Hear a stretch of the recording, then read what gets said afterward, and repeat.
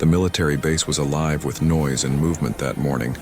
As soldiers hurried through the halls, their boots hitting the floor in steady rhythm, and their voices mixing with the hum of machines and radios that never stopped among all that. There was one person who moved quietly through the long corridors, pushing a gray mop and bucket that squeaked on the tiles with every slow turn. She wore a plain blue uniform that hung loosely on her small frame, and her hair was tied back, in a messy bun that made her look older than she was. Most people passed her without even a glance because to them she was just another cleaner. Just another shadow in the background. A young soldier almost bumped into her as he turned the corner, shouting, "Hey, watch where you are going, cleaner." His tone was sharp and impatient. She stepped aside quickly, keeping her eyes on the floor, and whispered, "Sorry," in a voice that was barely there. He didn't bother to respond. He just walked away, laughing, with his friends leaving her standing alone in the quiet hallway, holding the mop tightly in her gloved hands. For a moment she stood still, watching the soldiers disappear around the corner. Then she took a slow, deep breath and continued her work. She dipped the mop into the bucket and began wiping the floor again. Her movements calm and careful, as if she had done this 1,000 times before. But if someone had looked closely, they might have noticed the way her eyes moved, scanning the halls, studying every detail like someone trained to observe, not like a simple cleaner. Her gaze would flicker from the doors to the cameras to the guards walking by, then back to the floor as if she was making a map inside her mind. The base was large and full of noise, yet she always seemed to find the quietest spots to work in places where no one would pay attention. Some said she was strange, others said she was just shy and kept to herself, but no one ever asked her name. They called her the woman with the mop, and that was enough for everyone. But there was something about her, something no one had noticed yet, something waiting quietly beneath the surface. That afternoon, as she cleaned near the commander's office, the door opened suddenly, and 2 officers stepped out talking in low, serious voices. She moved to the side again, letting them pass, and one of them muttered, "Careful not to dirty the floor again. The cleaner just finished." The other laughed and replied, as if it matters, "She will clean it anyway." They didn't look at her, not even once. She kept her head down, but inside her chest, her heart beat faster, because she had seen something through the open door. A flash of documents spread across the desk, maps, pictures, codes. Her eyes caught everything in that one quick second before the door closed again. She continued mopping, pretending nothing happened, but her mind was racing, counting, memorizing, connecting. Hours passed and the halls grew quieter as evening came. She worked alone now, the lights above flickering softly as she pushed the mop back and forth across the same stretch of floor. Her reflection wavered on the wet tiles, pale, tired, but her eyes were alive, sharp and bright under the dim light. When she bent to wring the mop, her collar slipped slightly, revealing a faint mark on the side of her neck. It was only visible for a heartbeat, a small dark tattoo shaped like a wing, or maybe a symbol, something that didn't belong to an ordinary cleaner. Guard walked by at that moment, but he was too busy talking on his radio to notice. She fixed her collar quickly and straightened up, her expression calm again, her hands steady as she continued cleaning like nothing had happened. But inside her mind, she knew she had come too close. She needed to be careful now in the break room. Later, she sat alone eating from a small metal container. The other workers chatted about their families, about pay, about the upcoming inspection, but she stayed silent. She listened quietly, storing bits of information in her mind, names, times, routes, all small pieces of a bigger picture. Only she could see. Her eyes never stayed in one place too long, always watching, always waiting. When her shift ended, she walked through the empty halls, her mop and bucket rolling behind her. The base lights were dimmed now, and the night outside was heavy with mist. She stopped for a moment in front of a glass window, looking out at the watchtower lights blinking in the distance. Her reflection stared back at her. The same tired woman everyone ignored, yet behind that quiet face, something strong, something hidden, waited patiently. She whispered something under her breath, a name perhaps, or a promise, then turned away, disappearing into the shadows of the hallway. No one noticed her leave. No one asked where she went, because to them she was invisible. Just the woman with a mop. But if anyone had followed her, they might have seen her pause near the restricted section. Her hand, brushing lightly against a keypad as if testing it, remembering its pattern. Then she smiled faintly, a smile that held secrets no one in that base could guess. Tomorrow she would return just as silent, just as invisible. And no one would know that. The woman they ignored might be the most dangerous person among them. The woman with the mop walked away, her footsteps fading softly into the dark hall, leaving behind a floor that shone under the cold white light and a mystery that had only just begun. The next morning came with cold air and gray clouds hanging low over the military base. The wind carried dust and the sound of drills from the training field, where soldiers shouted commands in rhythm, their voices echoing across the compound. Inside the main building, the woman with the mop moved quietly as always, her bucket rolling beside her wheels, squeaking faintly on the floor, while she wiped the hallway near the communications room, her expression calm but her eyes sharp as glass. No one looked at her twice. Everyone was too busy preparing for something big because word had spread that an inspection team was coming from headquarters, and the commander wanted everything perfect, spotless, and ready for review. She heard the officers talking while they walked past her. One said, "The inspectors will arrive in 2 days," and the other replied, "We'd better hide the reports from Sector 9. The commander doesn't want anyone asking questions about that." She pretended not to listen. She just kept mopping slowly, her head lowered, but her mind catching every single word, storing it carefully like a secret code.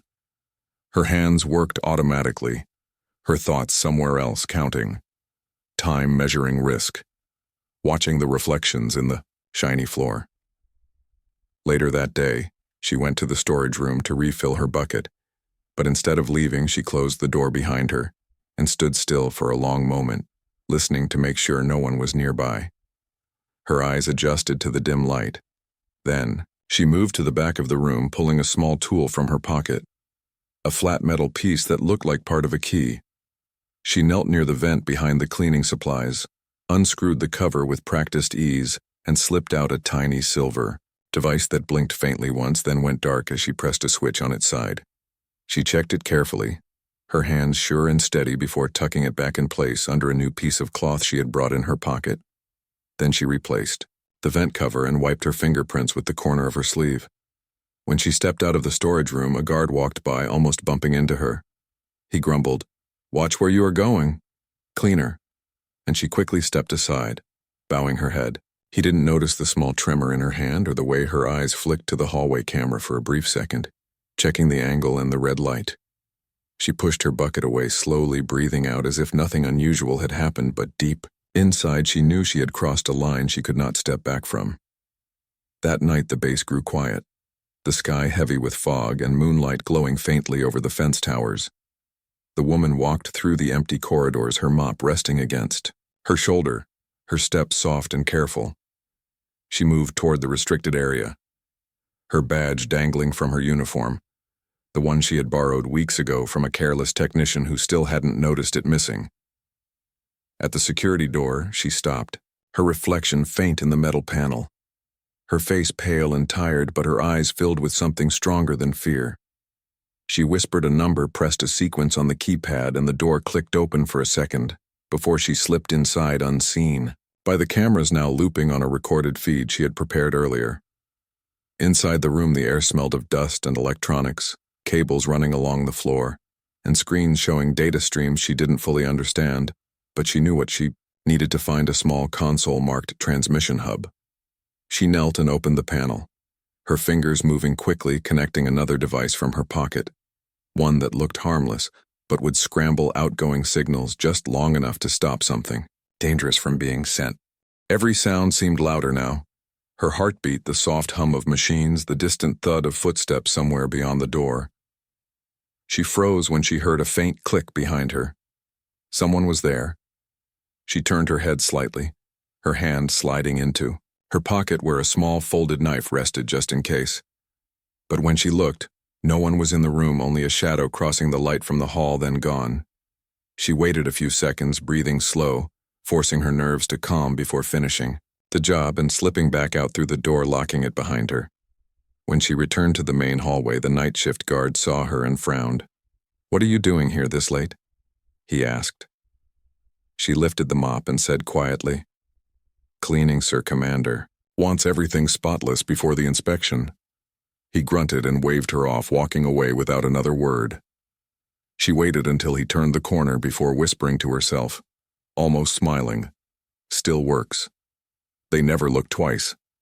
Back in her small quarters, she washed her hands in the sink, staring at the water swirling down the drain, her face blank, but her mind racing with thoughts about what she had done.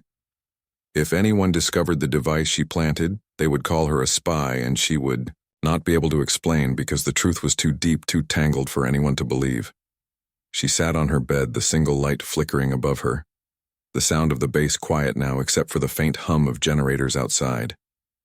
She closed her eyes and remembered the sound of helicopters from long ago, gunfire voices shouting her name. Then silence. A life before this one, before the mop, before the bucket, before the disguise she wore like a shield. When she opened her eyes again, the fog outside had thickened, wrapping the base in ghostly white.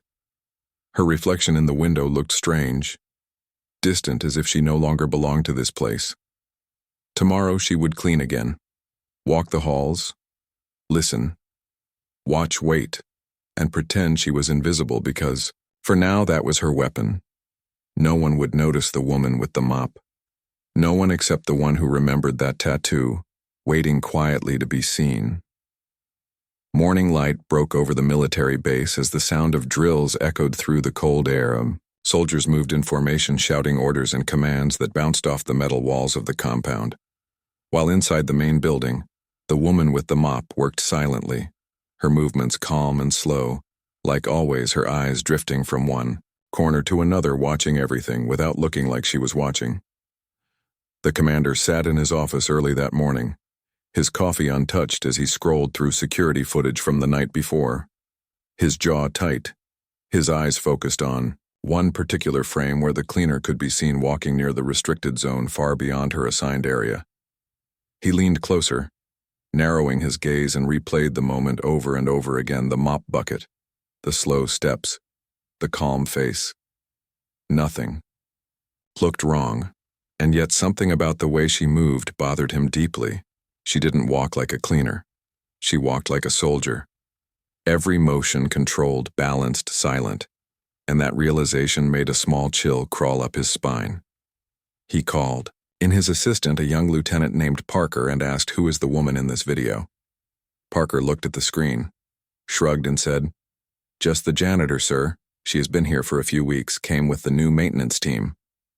The commander frowned, watching the video again, his instincts whispering something he couldn't ignore, his voice low as he said, "Find out her name, her background. Everything. I want her record on my desk before noon." Parker nodded and hurried out the door. The commander leaned back in his chair, rubbing his temples, his thoughts drifting to memories he had buried long ago, dusty memories of missions gone wrong, of faces lost in smoke and blood, of a tattoo he had seen once long before the war ended, a symbol that looked almost like the one he thought he saw on that woman's neck last week, a winged mark carved deep into his memory, because it belonged to someone he had once known, someone who was supposed to be dead hours past, and the base buzzed with preparation as the inspection day drew closer. The woman moved through the halls unnoticed as always, though now the commander's eyes followed her from the hidden corners of cameras she didn't know he was watching. When Parker returned with her file, he placed it on the commander's desk, but it was thin, almost empty, only a few documents and a basic ID photo. The commander flipped through the papers, and his frown deepened. No listed family, no previous job history before joining the cleaning staff, and her ID number traced back to a temporary contractor list that didn't exist anymore. "This isn't right," he muttered under his breath, his hand tapping against the desk in slow rhythm. Something about her was a puzzle with missing pieces. That evening he decided to see her himself. She was in the West Wing cleaning near the briefing room when he appeared walking down the hallway with 2 guards at his side. She looked up briefly, then lowered her eyes immediately, her body language calm but her heartbeat quick inside her chest. Commander Lewis stopped beside her and said quietly, "You work late, cleaner?" She nodded. "Yes, sir. Just finishing the floors for inspection tomorrow." He watched her carefully, the way her voice didn't tremble, The way her eyes didn't show fear, only quiet control. He noticed the faint edge of that tattoo again peeking just above her collar. He felt his stomach tighten because he recognized it now without question. It was the mark of Unit 47, the same elite squad that had vanished a decade ago during a covert mission. The commander's voice softened unexpectedly. "Where did you serve before this?" he asked, trying to sound casual. She blinked once, her hand still gripping the mop, and said, "I have. Never served, sir, I just clean floors." He nodded slowly, pretending to believe her, then turned and walked away, his mind racing faster than his feet. Back in his office, he opened an old, locked drawer, pulling out a folder covered in dust, labeled Unit 47. He flipped it open, scanning the photos of the soldiers one by one until his eyes froze on a familiar face. The same calm eyes, the same posture, the same faint mark on the neck. Her name was Sergeant Maya Cross. He stared at the photo for a long moment, whispering to himself, impossible. She died in the operation 10 years ago. He looked back at the live camera feed where the woman was still cleaning near the hallway, her expression blank, her posture identical to the soldier he remembered, and the truth began to form slowly like smoke rising in his mind. Why was she here? Why hide as a cleaner? What was she doing inside his base, and most of all, who sent her? Outside, thunder rolled softly as dark clouds gathered over the compound. The commander stood by the window watching the storm form, his reflection mixing with the flashes of light from the towers. His thoughts heavy with suspicion and fear. Somewhere deep inside the building, the woman folded her cleaning rag neatly, placing it on the bucket, her face calm as ever, but her eyes drifting to the security camera above her. Knowing now that she was being watched, she gave the faintest smile, so faint it could have been imagined, before turning down another hallway, disappearing into shadow. The commander stayed awake all night, replaying her movements again and again, searching for something he had missed. Yet every time he watched her, he saw the same thing: silence, patience, precision, discipline. It was no ordinary cleaner who walked those halls, he was sure of that now. And as lightning flashed outside, the commander whispered to himself, "Whoever she is not here to clean floors," far away down the empty corridor. The woman paused, hearing the thunder outside her, eyes cold and focused as she whispered under her breath, "Not yet. Commander, not yet." Rain poured down over the base that night, the kind of rain that drowned out all other sounds, leaving only the steady rhythm against the metal roofs and the smell of wet dust in the air. The soldiers hurried between buildings in silence, their faces pale under the dim yellow lights as thunder rolled far in the distance. Inside the commander's office, the only light came from the small lamp on his desk, casting long shadows on the walls. The commander sat there motionless, staring at an old photograph on the table, his fingers tracing the edges of the image that showed a group of soldiers standing together, smiling, tired but proud, and among them was her, Sergeant Maya Cross, the same face he had seen that morning on the cleaner. He leaned back in his chair, closing his eyes as memories flooded through his mind. Memories of fire and sand, of explosions and screams, of the night his unit had been ambushed. 10 years ago, the night Maya Cross had saved him from a burning truck carrying him out, while bullets tore the air around them. He had never forgotten that moment, and he had never forgiven himself for leaving her behind when the mission went wrong. They told him she died in that desert, that her body was never found, but deep inside he had never believed it completely. And now here she was, alive, hiding in plain sight. The commander stood up, pacing the room, his thoughts tangled like wires. Why was she here? What was she doing under his command, and what was she hiding? He walked to the window, watching the rain blur the lights outside, and whispered to himself, "Maya, what are you doing?" At the same time, across the base, the woman with the mop sat alone in the cleaning quarters, her wet hair clinging to her face, her hands trembling slightly as she unwrapped a small piece of paper from her pocket. It was a photo, worn and faded, showing a group of soldiers smiling under a broken flag. Her gaze softened when she saw one face among them, the commander, younger and smiling, holding his helmet under his arm. She whispered softly, "You survived after all." Her eyes grew distant as she remembered that night, the mission, the chaos, the betrayal that had left her squad trapped and forgotten. She had seen the signs again recently inside this very base, the same codes, the same symbols, the same enemy, hidden among their own. That was why she returned, not for revenge but to finish what had been left undone, to stop whoever was feeding information to the outside before more soldiers were lost. A soft knock at the door broke her thoughts. It was one of the other cleaners. A nervous young man who said quietly, "Miss the commander was asking questions about you today." He looked uneasy, as if afraid to even speak her name. She smiled gently. "Thank you." And the man left quickly, glancing around as if he feared being seen talking to her. When the door closed, she exhaled slowly and whispered, "So he remembers then." She stood and opened the small locker by her bed. Inside was no mop, no bucket, just a small metal case carefully hidden behind cleaning supplies. She pulled it out and opened it, revealing a small communicator device, blinking faintly red. She pressed a button and a calm mechanical voice replied, awaiting report. She said, "Target under suspicion. Phase 2, complete. Next phase begins at dawn." And then she turned it off and hit it again. Across the base, the commander called his most trusted officer, Captain Hale, into his office. He handed him a small folder and said, "I want this woman watched every hour. Report her, every move." Hale raised an eyebrow but nodded without question. "Sir, if she is who you think she is, should we bring her in for questioning?" The commander shook his head. "Not yet. I need to be sure." But deep down, he already was sure. He just didn't understand why she was back later that night as lightning split the sky. The commander went for a walk. Across the compound, the rain had softened to a drizzle and mist crawled low along the ground. He stopped near the storage building where the cleaner usually worked and noticed the door slightly open, though it should have been locked. He stepped. Inside quietly, the air smelled faintly of metal and oil. He looked around and saw the vent cover loose screws on the floor, a tiny device blinking faintly in the dark. He picked it up, his eyes narrowing as he realized what it was. A signal jammer.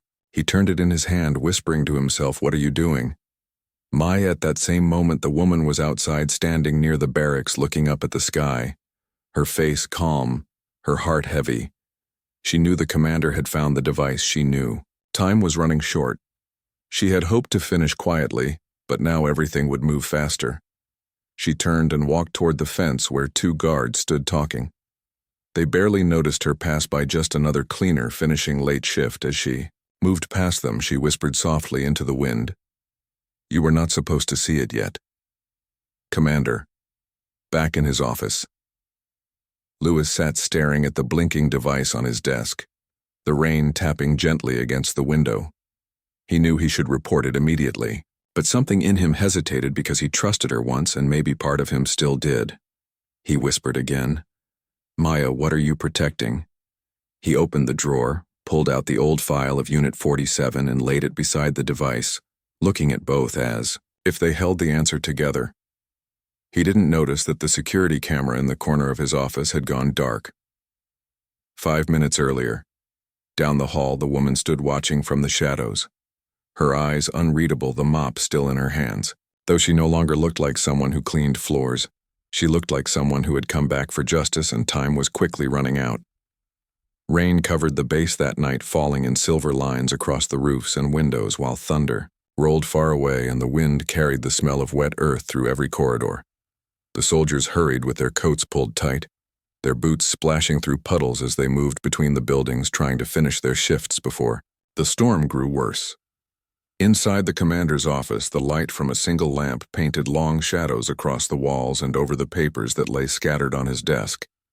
The commander sat there motionless, staring at a photograph that looked worn from time and war. It showed a younger version of him surrounded by his old team, smiling, tired and proud, and there she was, Sergeant Maya Cross, the same woman he had seen that morning holding a mop like any other cleaner. His chest felt heavy as he leaned back in his chair, closing his eyes, hearing the echo of old gunfire in his mind. He remembered the desert mission that went wrong, remembered the smoke, the heat, the sound of helicopters that never came, remembered her hand pulling him from a burning vehicle while she shouted, "Keep moving, Commander," and then the explosion that threw them apart. They told him she died that night, buried under the sand with the rest of Unit 47. But now she was alive, walking the same halls as him, wearing a cleaner's uniform, pretending to be invisible. He stood and began pacing the office, the rain tapping harder against the window, his thoughts circling like birds that could not land. What if she came back for revenge?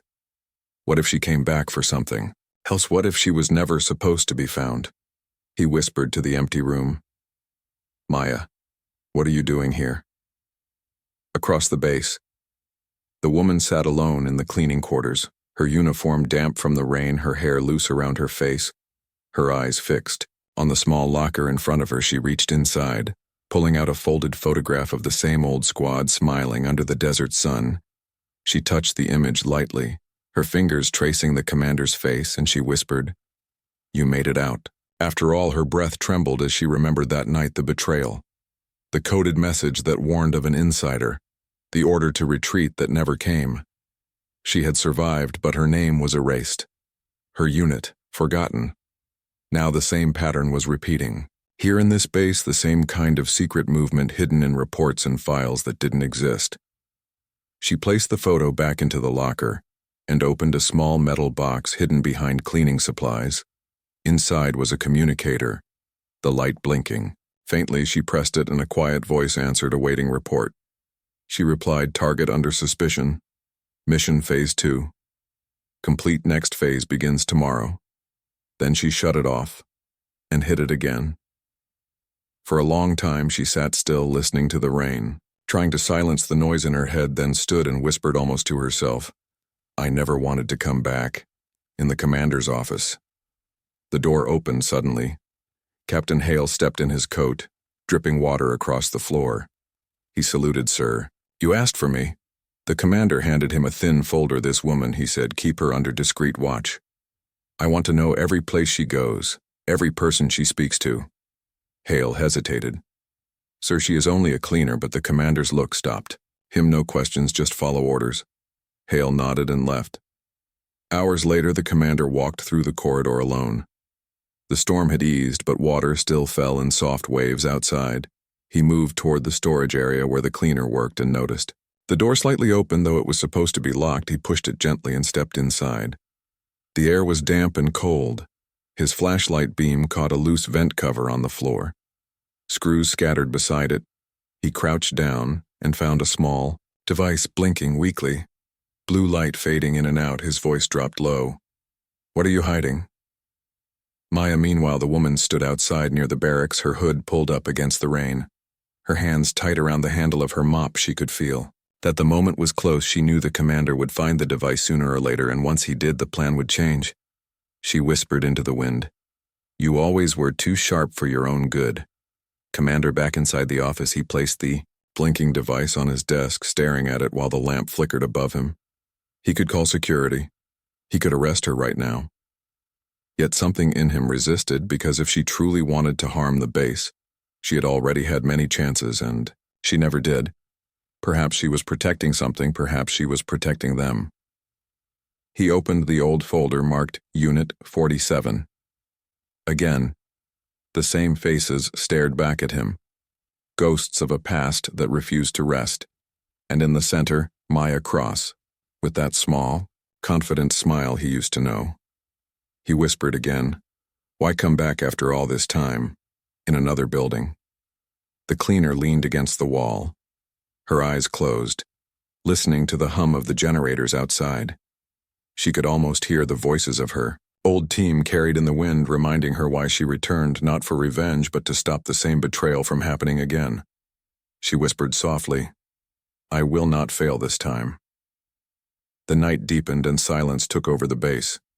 The commander sat still, in his office, lost in thought, unaware that the security camera above him had gone black. 5 minutes ago, the feed cut clean by a hidden command from somewhere inside the system. Down the hallway, the woman watched through the reflection on a glass. To her face calm, her eyes unreadable, the mop still in her hand. Yet she no longer looked like a cleaner. She looked like someone waiting for the right moment to strike against the unseen enemy that had been hiding among them all along. The morning came with heavy clouds that hung low over the base, the kind of sky that made everything look gray and tired. Soldiers rushed through the corridors, their boots thudding against the floors as alarms suddenly echoed across the compound, the sharp sound cutting through the air like a blade. Everyone stopped what they were doing and looked around, confused whispers spreading quickly. Something was wrong. Very wrong. Inside the control room, red lights flashed on the panels. A voice shouted from the radio system saying, "Unidentified signal detected near the main communication line. Possible security breach. All units on alert." The commander stepped into the room. His coat unbuttoned, his face cold and serious as he ordered, "Shut down all external channels. Now trace the source of the signal." His voice carried a weight that silenced everyone at once. Within minutes, guards spread across the hallways checking every vent, every door, every storage area. One of them found a small device hidden inside the maintenance duct. The same kind of device the commander had seen the night before. Only this one was still blinking softly. The guard brought it straight. "To him, sir. Found this in the East Wing. Looks like a jammer or tracker. We are not sure yet."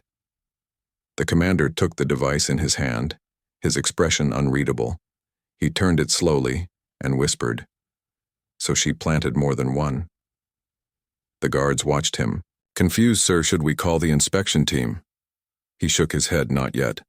Not until I know who she really is." His eyes dark with memory and doubt. Outside in the rain, the woman walked quickly, her mop in one hand, her bucket rolling behind her like always, her uniform wet and clinging to her body.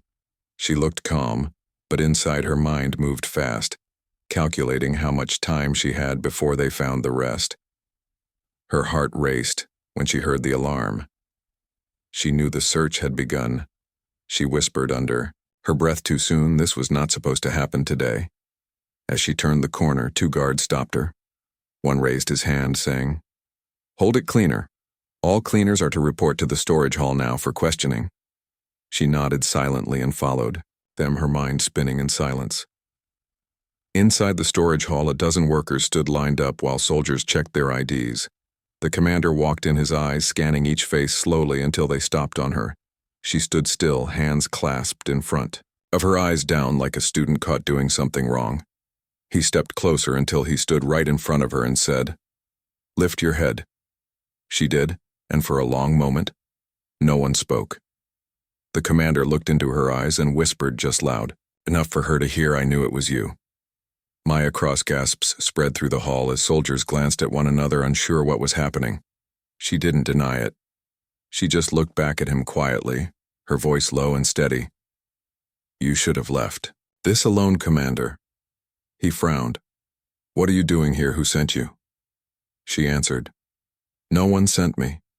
I came to save you from what's coming." He stepped back, his voice rising. "What does that mean? You planted devices across my base. You interfered with my systems. You're under arrest." She shook her head slowly. "You still don't see it, do you? The leak isn't from outside, it's from your own men. One of them has been sending data to the enemy. I came to stop him before the inspection team arrives, because they are not inspectors, they are killers." The commander's jaw tightened, his eyes full of disbelief and anger. "You expect me to believe that," he said. But deep inside his heart, he remembered the old days, the missions, the trust he once had in her in the way she never lied, not even when everything was falling apart. One of the guards grabbed her arm roughly. She didn't resist.